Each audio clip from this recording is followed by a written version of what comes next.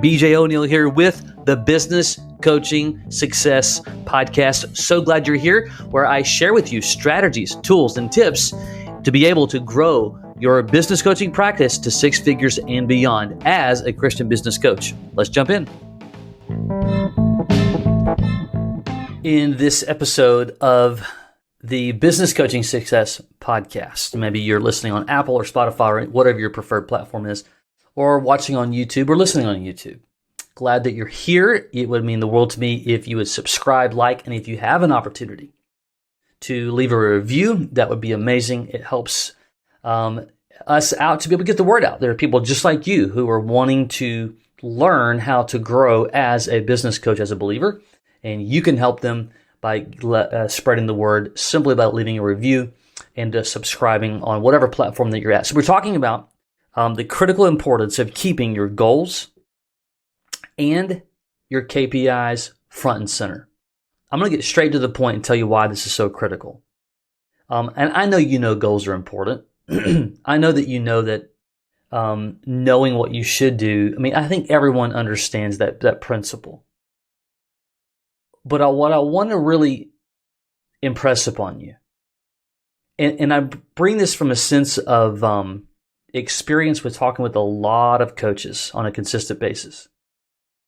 When I ask the questions about, are you clear on what you want? In other words, are you truly clear on what your goals are? Are you truly clear on your KPIs? In other words, your key performance indicators. What activities do you need to do on a consistent basis, daily, weekly, monthly, quarterly, yearly, to fulfill the goals and dreams that God's planted inside of you? When I ask that question, I get a lot of, for the most part, in vagueness. So we say that we understand them. We say we understand goals and KPIs. We say we understand the importance of them. But then when I ask about how is that being carried out and walked out, I get a lot of silence or confusion. So straight to the point. Why is this so incredibly, not just important? I cannot overemphasize the word critical. That's why the title of the episode is The Critical Importance. But straight to the point, here's why. Life, I think, in general, is a big part of it is the ebbs and flows, right? Like with goals and dreams and activities, we can still only control so much. I'm gonna be specific what that looks like as a coach. There's weeks that it works out to plan. There are weeks that it doesn't even come close to plan, yet you've done the exact same activity. Which is the entire reason to keeping your goals and your KPIs front and center. And I'm going to share with you what the word front and center actually means. Because, let's be honest, it's easy for us to have forward motion when everything's going well or going to plan or as expected, right? But it's not so easy to do that forward motion when things are just not going to plan. So I'm going to give you a couple of examples, and I'm going to tell you specifically how to keep those goals and the KPIs front and center. And we're going to be short and sweet today. I think I say that, and then we sometimes are not short and sweet, but I'm going to try. Let's say that regardless of what your activity, and by the way, as a coach, you got to solve three things. What am I going to do with my time and energy regarding building relationships for leads and prospects? How am I going to convert them into ongoing high-paying monthly clients? And what's my process going to be like to coach them to get results in a simplistic step-by-step manner? At some level, you have to solve those three things as a coach. So let's say that regardless of what your activity, maybe you go to networking events, whatever your activity and strategies are going to look like in the prospecting phase. Let's say that your follow-up, your KPI, your goal is to make 10 reaches per day. I'm not saying that that's a good number or a bad number. I'm just using that for articulation, okay?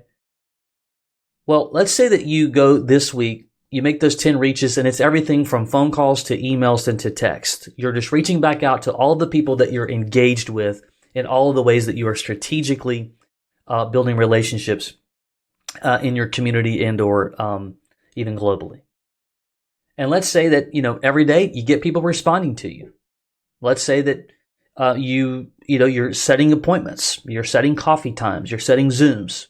And there just seems to be throughout the entire week a fairly consistent flow of activity and response.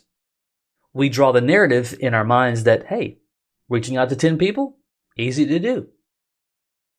Let's say that the next 2 weeks go by, you're doing the exact same activity, but it's like crickets. And by the third day, the fourth day, you've gotten so little response, you begin to second guess and question the process. And you begin to get cloudy, and there's a discoloration onto your future and your vision, because all of a sudden you're starting to go, is this actually going to work? Does this work? No one's responded. That last week it was great. Like what happened? Did I do too many emails? Am I annoying people with text?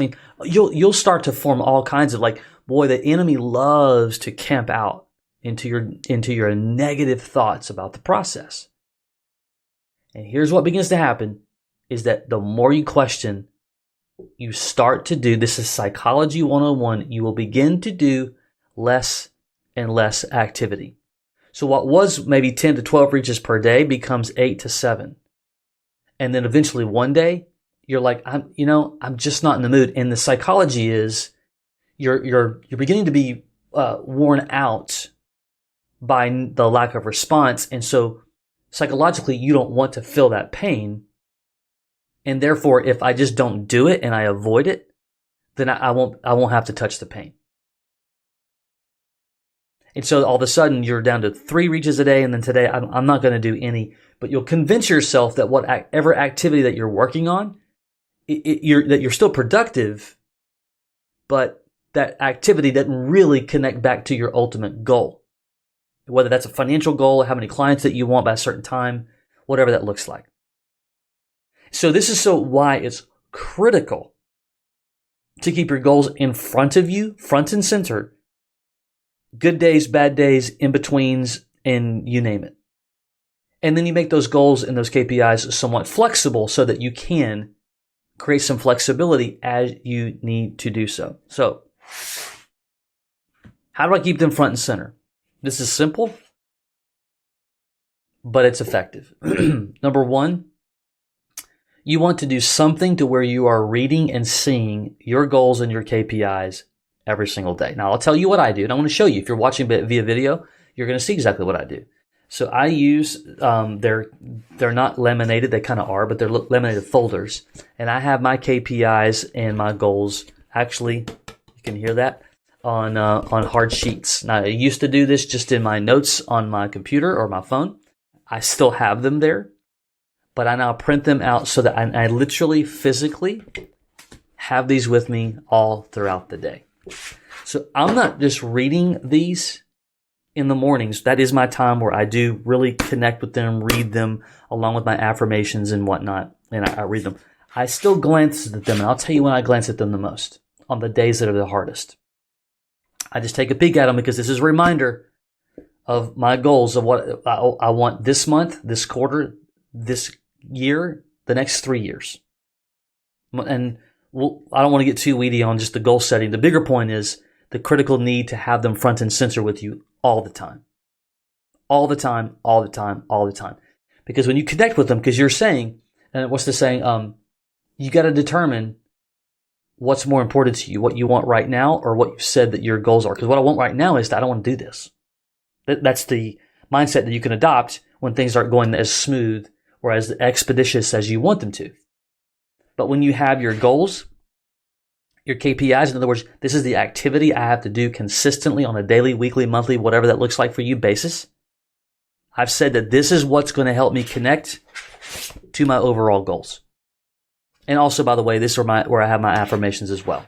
So it's as simple as that. It really is. Because if you don't keep your why in front of you consistently, reading it out loud, reading it privately to yourself multiple times throughout the day, I'm just convinced at this point that the ebbs and flows, you stand the risk of not following through the commitments that you're trying to make with yourself to get to where you want to go. And I'm telling you now, you're going to have great weeks and not so great weeks. You're going to have phenomenal days, and you're going to have days where it feels like you're the only person on the planet. That's not a bad thing. It's just a reality. And you got to stick to your plan no matter what. I'm going to say it again. You have to stick to your plan no matter what. Because you will question their process. As a believer, as a Christ follower, the enemy will begin to get into your head if you're not careful. And that's why you need to take every thought captive and make it obedient to Christ and ignore those impulses to listen to the enemy's voice. That's my perspective. I'll put it that way.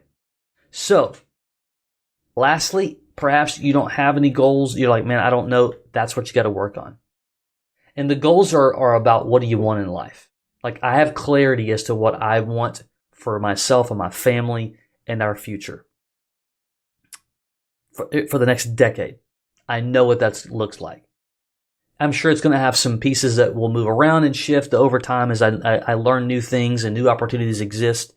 But by and large, today, I know what that looks like for the next year, the next 3 years, and the next decade. You need to have the same clarity and need to write it down, and you need to read it to yourself every single day to where it gets so ingrained into your DNA, you know exactly what you need to do. The next thing you need to do is figure out what activity levels I'm going to need. Now, if you're not coaching at all yet, this will come in time as you build your coaching plan. But if you are coaching, then you got to figure out how many clients do I need to make that happen?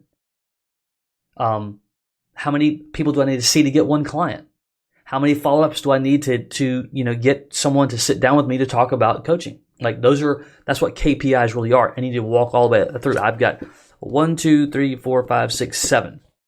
7 KPIs that are monthly, weekly, daily type of activities that I have to hit in order to see these goals of the next year, 3 years, 10 years come to light. That's how you keep them front and center. That's why it's critically important that you do it. So, hope that makes sense to you. Hope it resonates to you. Hope it adds value to you. If you are interested, you're aspiring to coach. Maybe you tried it a few times. You've thought about it for many years. You just know that you can make a significant impact while increasing your income. You just don't know how to do that. At least we'll give you a peek behind the curtains of our done-for-you system designed specifically for seasoned Christian men. All you got to do is go to businesscoachmastery.com. That's businesscoachmastery.com. You'll see a button there. Click it. Throw your information in there. We'll send you exactly what you need, and we'll show you exactly what we do. All right. Until next time, take care.